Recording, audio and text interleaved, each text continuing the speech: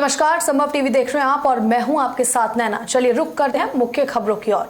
मुरथल में स्थित ढाबों से निकलने वाले गंदे पानी को ट्रीट करने के लिए मुरथल में वाटर ट्रीटमेंट प्लांट का निर्माण कार्य चल रहा है और दावा ये किया जा रहा है कि ये करीब 60 दिन में बनकर तैयार हो जाएगा। वहीं एसटीपी का निर्माण कार्य करीबन पूरा हो चुका है और मुरथल के ढाबों का जो पानी है वो मुरथल में ही ट्रीट होगा, जिससे मुरथल के ढाबा संचालकों को काफी फायदा होगा और सरकार के इस प्रयास को मुरथल के ढाबा संचालक भी बधाई दे रहे हैं। वहीं राय के विधायक मोहनलाल बडोली ने बताया कि प्रदेश सरकार ऐसा कोई काम नहीं करती जिससे किसी का नुकसान हो। कोई इस प्रकार का कदम नहीं है कि किसी को कोई परेशानी हो। ये एनजीटी के आदेश की जिस प्रकार से पूरे हरियाणा प्रदेश की एनसीआर की किसी बात को लेकर जो आदेश पारित हुआ है उसको पूरे ध्यान से हमने देखा भी है, पढ़ा भी है। उसमें हमारे सोनीपत जिला प्रशासन पूरा सतर्क रहता है और यहाँ पर एनजीटी के किसी भी आदेश की कोई अवहेलना नहीं होती है। पूरी तत्परता के साथ सभी डिपार्टमेंट काम करते हैं और कोई कमी अगर कहीं किसी औद्योगिक क्षेत्र के अंदर या कहीं जैसे कुछ फैक्ट्रियों का धुआं है या कुछ फैक्ट्रियों में पानी की ऐसी निकासी का साधन हो सकता है नहीं होगा तो डिपार्टमेंट उसकी जांच भी करेगा, उसको चेक भी करेगा। सर, सरकार ने हमारे लिए ये मुरथल के ढाबों के लिए बहुत बढ़िया प्रयास किया है और एसटीपी 90% बन के तैयार हो गया है। सिर्फ मशीनरी उसमें फिट होनी बाकी है और 2 महीने के अंदर अंदर सरकार उसको चालू कर देगी, जिससे कि पूरा ढाबों का पानी उसमें साफ़ होगा और पानी यूज़ होगा।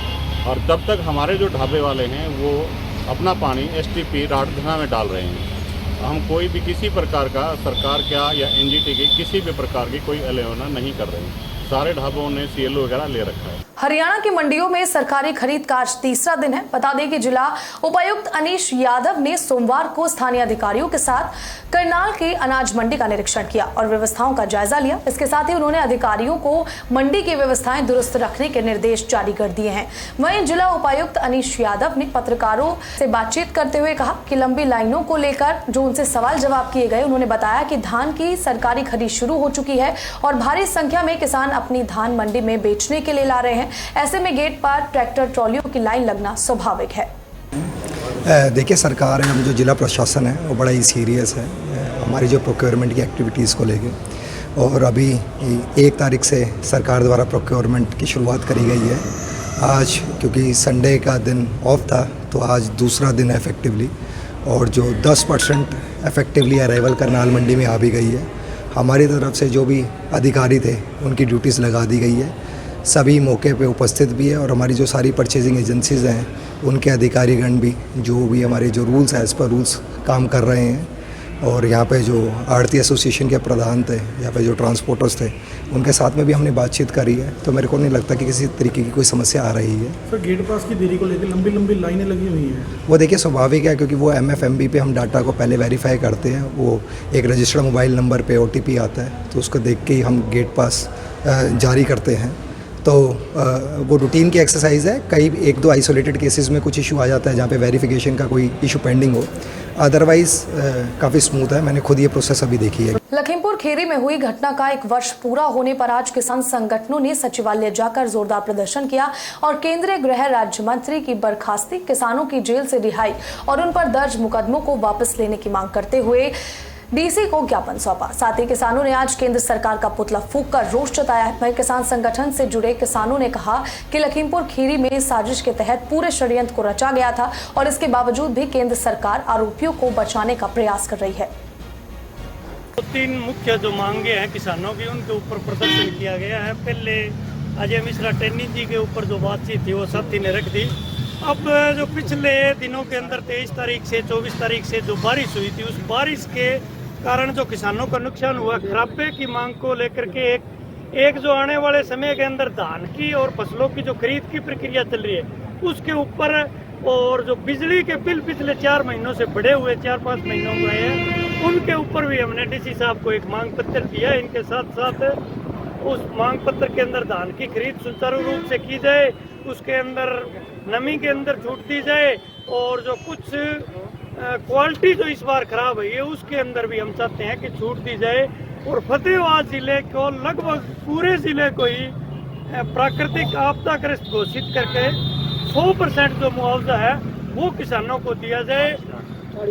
40,000 प्रति एकड़ की हमारी संयुक्त किसान मोर्चे की ओर से मांग है। एक साल पहले जो हत्याकांड हुआ था जिसमें किसानों को कुचल के गाड़ी चढ़ा के केंद्रीय मंत्री और उसके बेटे की साजिश के तहत, षड्यंत्र के तहत जो उनकी शहादत हुई थी, वो मंत्री अब भी सत्ता के अंदर है, केंद्र के अंदर बैठे हैं। SIT के अंदर जांच में ये आया है कि ये दोषी हैं, उनको तुरंत बर्खास्त किया जाए और उन बाप बेटों को, दोनों हत्यारों को, केंद्रीय मंत्री और उसके बेटे को जेल के सलाखों के पीछे डाला जाए। ये आज संयुक्त किसान मोर्चा का पूरे देश के अंदर आह्वान था। इसी के तहत यहाँ फतेहाबाद के अंदर भी आप देख रहे हैं लघु सचिवालय के आगे अभी हम ज्ञापन देके आए DC साहब को और उनका पुतला दहन किया गया है। तो हम ये पुरजोर मांग करते हैं कि देश का जो संविधान है, देश के अंदर जो कानून व्यवस्था है, उसको मेंटेन रखा जाए। उसकी रक्षा करने के लिए पूरा देश के किसान, मजदूर, नौजवान, महिलाएं वो डट के खड़े हैं।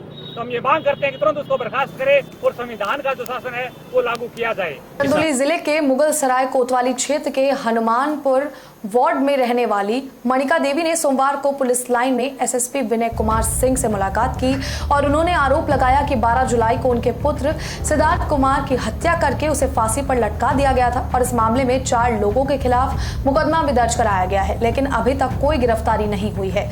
उन्होंने आरोप लगाया है कि मुगल सराय के कोतवाल ब्रजेश चंद्र तिवारी की कार्यप्रणाली के चलते मामला लंबे समय से लटका हुआ है। मेरे भाई का हत्या हो गया है 12/7/2022 का, जिसका FIR हुआ 28/7/2022, लेकिन अभी तक कोई गिरफ्तार नहीं हुआ, जो कि 4 लोग का नाम दर्ज हुआ उसमें, 5 लोग का।